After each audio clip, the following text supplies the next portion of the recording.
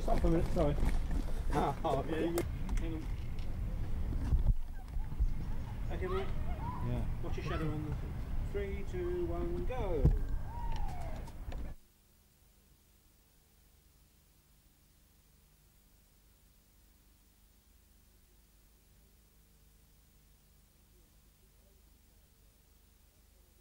All right. Running.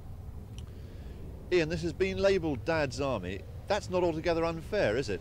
No, that's quite a fair comment. This is perhaps one of the oldest British athletics teams to go abroad in quite some time.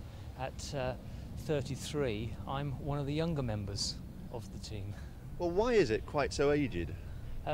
It's a lot to do with the sport. Walking is a sport that you can keep up till quite a late age. In fact, the bronze medalist in 50 kilometres in Moscow was aged 40. Walking is a sport that involves a lot of mental concentration, and whilst you may start to lose your physical ability when you get to about 30, this is more than compensated for in the mental approach to the sport. But the fact is, isn't it, that a lot of the race walkers in the team itself would say that the team's too old. Yes, it's very old by comparison with many other countries throughout the world. In walking in Britain, we've got a void of people in their mid-20s who ought to be at their peak. We've got one or two very good youngsters coming through around about 20, but we have problems in the sport in retaining people. So why are the youngsters not really coming through? It's one of the problems of the sport is that it is very much a joke. You get laughed at when you go out training. You're the perfect person to poke fun at, and a lot of people don't take this very kindly. What sort of things happen to you in training then? Well, you get the same problems that joggers have with the usual comments up 2, 3, 4, but being a walker you get even more jests, but none of them are very original normally. Well, what would be the choicest sort of comment that... The most common is penguin. Sorry, and of course the walking action itself is a little bit strange to watch, isn't it?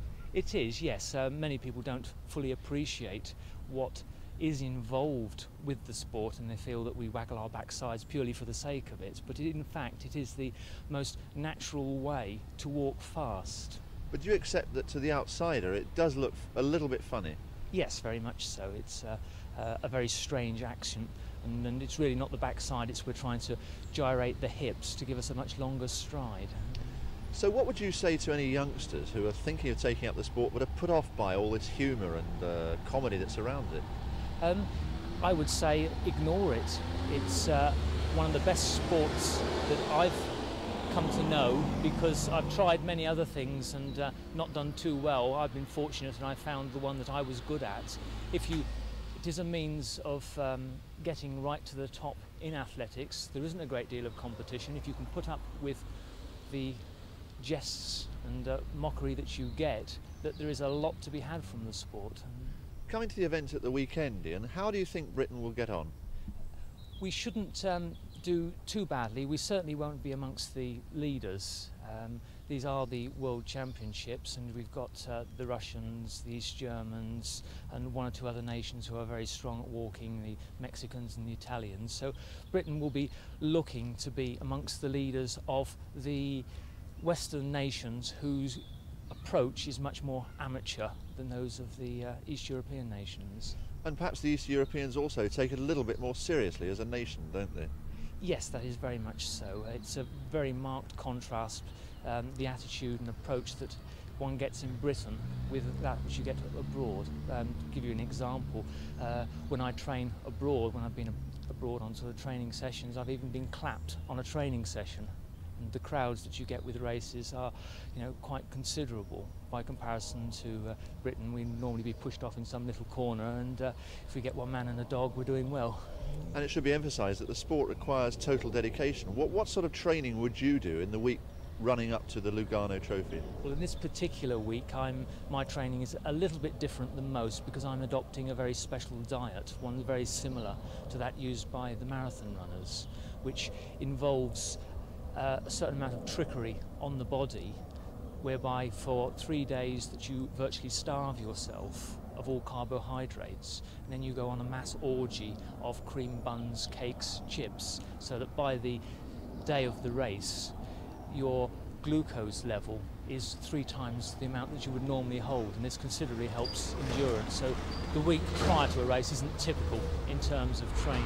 But in a normal training week you get through a lot of road work, don't you? Yes, when I'm really coming up to a peak, I will be talking in terms of walking in excess of 100 miles a week. This would be normally sort of 10 miles plus a day with a very extra long session on the Sunday. Finally, and to come back to those sad fellows who mock you as you're walking, don't you feel a little bit smug sometimes about them? Because after all, you can say to yourself, you must be fitter than them. Yes, very much so. It's nice to think when people are calling that I'll be on the plane going somewhere nice. Ian, thanks very much indeed. Thank you. Perfect.